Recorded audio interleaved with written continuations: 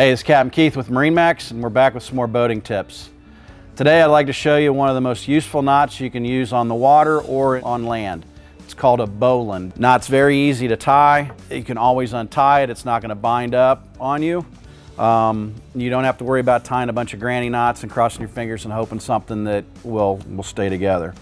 So the hardest part of this is getting the loop done correctly. So I just take the end of the line in my left hand, grab a foot or two down the line, swing your hand around like this so that you're going to get a loop so it comes around on top.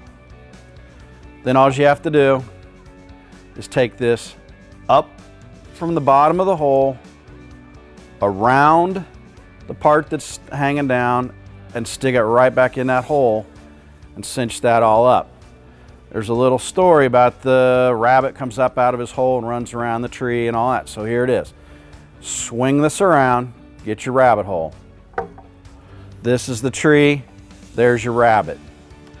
The rabbit comes up out of the hole, wanders back around straight down towards you, wanders behind the tree, something scares the rabbit, jumps back in his rabbit hole.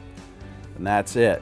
You've got it right there. No matter how hard you pull on this, you can just bend it in the back side here right in half and it comes right apart. Once again, swing this around to get your loop on top, up, behind, in, done. Okay, so in a real life practical application, let's say we need to tie this line to this railing.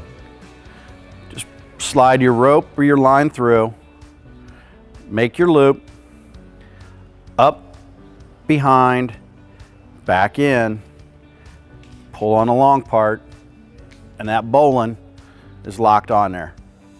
It won't slip, come untied. And that, all you have to do is kind of bend it, and she's going to fall right apart.